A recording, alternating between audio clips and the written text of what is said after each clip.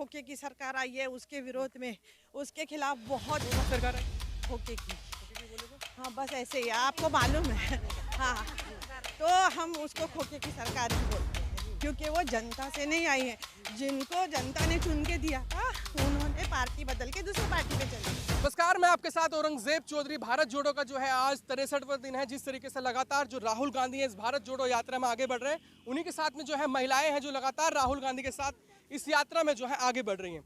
Ma'am क्या कहेंगे, जिस तरीके से यात्रा आगे जा रही है किस तरह का रेस्पॉन्स मिल रहा है लोगों को? हम जो देख रहे हैं भारत जोड़ो के लिए जो राहुल जी ने एक संकल्प लिया है कि ये पूरे भारत को एक रखना है। जो बीच बीच में धर्म और जात के बीच में जो झगड़े लगाने शुरू है इस सरकार के, केंद्र सरकार के पिछले 8 सालों से, उनकी तरफ ध्यान देना है और लोगों को एकजुट रखना है। इतना ही नहीं, महिलाओं की जो समस्या है, महंगाई की समस्या है, बेरोजगारी की समस्या है, जितनी समस्याएं हैं उसकी तरफ ये सरकार तो कोई ध्यान ही नहीं दे रहा है।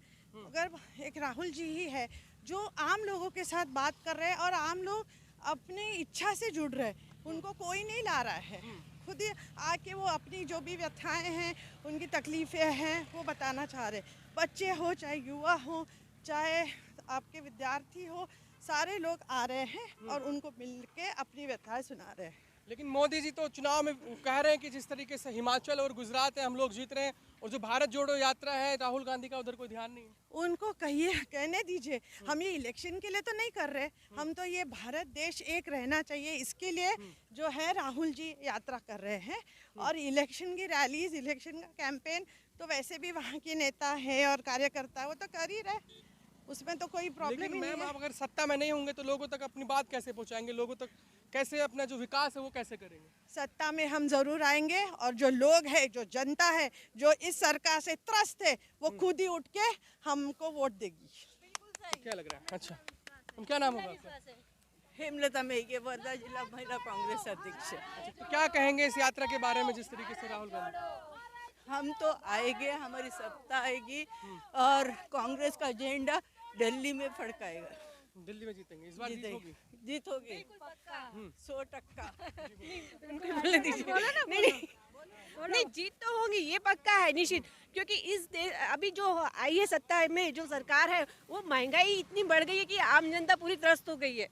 और अब तो कांग्रेस पार्टी बिल्कुल आना ही है। जो राहुल जी है, जो हमारी जनता जो इतनी मेहनत कर रही है वो रंग लाएंगी जरूर। आप कह रहे हैं महंगाई बढ़ गई, लेकिन वो मोदी जी कह रहे हैं जब से हम आए विकास हो रहा है। काय का विकास हो रहा है? सिलेंडर इतना महंगा हो गया, लेडीज तो इतनी त्रस्त हो गई, बोलते 400 रुपए में सिलेंडर मिलता था अब 1100 में मिल रहा है।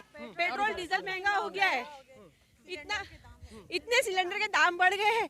सबसे ज्यादा तो लेडीज ही त्रस्त है। और यहाँ पे भी देखो प्रचार में सबसे ज्यादा लेडीज ही आई है। वो कह रहे हैं महिला सुरक्षा की बात कर रहे हैं। महिला सुरक्षा काय की सुरक्षा? बिल्कुल झूठ है, महिला सुरक्षा है ही नहीं यहाँ पे। अगर कोई केस महिला लेके जाती है तो उसका केस वहाँ दर्ज किया नहीं जाता, और अगर दर्ज भी किया जाता है तो उसको न्याय मिलने में काफी समय मिल जाता है। ये सच है, ये जनता भी देख रही है। क्या लग रहा है जिस तरीके से राहुल गांधी पहले दिन से 63 दिन हो गए हैं, यात्रा आगे बढ़ रही है, लोगों को जनसंपर्क मिल रहा है, तो इस यात्रा से कुछ फायदा भी होने वाला है? बिल्कुल होगा, जरूर होगा। जनता देख रही है, लोग अपने आप से जुड़ रहे हैं, जनता को बुलाया नहीं जा रहा है। एक नहीं 10 लोग, 1000 लोग अपने आप से जुड़ रहे हैं राहुल गांधी जी से। क्या फायदा होगा? ये पैसे से लाए हुए पब्लिक नहीं है, अपने आप आई हुई है। क्योंकि राहुल गांधी से लोग भाड़े पे बुला लेते हैं। नहीं, झूठ कहे, कोई झूठ है। हम खुद आए हैं, अपने आप से, अपने मन से जुड़े हैं हम लोग कांग्रेस से। भाड़े से कहाँ आए हैं हम खुद? हम धूप में नहीं चलते, भाड़े पे आए हुए लोग ऐसे धूप में नहीं चलते। हम लोग दिन रात ऐसे सब लोग चल रहे हैं क्योंकि हमें राहुल जी का साथ देना है। वो अकेले उन्होंने एक बीड़ा उठा रखा है इस देश को एक रखने के लिए, और हम ये छोटा सा एक हमारा योगदान दे रहे हैं। अच्छा, अभी जो वो हैं योगी आदित्यनाथ, उत्तर प्रदेश के मुख्यमंत्री हैं, उन्होंने हिमाचल में सभा करते हुए बोला है कि अगर कांग्रेस सरकार में होती तो जो अयोध्या का मंदिर, राम मंदिर है, वो नहीं बन पाता। बिल्कुल बनता, क्यों नहीं बनता। सबसे पहले तो राजीव जी ने ही आगे आके अयोध्या मंदिर के बारे में बोला था और उन्होंने करना था ये सब काम। उन्होंने तो हर चीज का श्रेय लेना है, तो उसके बारे में हम क्या बोल सकते हैं? क्यों नहीं बनता? बिल्कुल बनता। और वो वैसे भी कोर्ट में थी केस, इसलिए जब केस हो गई खत्म तो बन गया। लेकिन कुछ भारतीय जनता पार्टी के नेता हैं वो ये भी कह रहे हैं कि जो यात्री हैं लगातार चले जा रहे हैं, इस यात्रा से कुछ फायदा नहीं है, निष्कर्ष नहीं निकलने वाला है।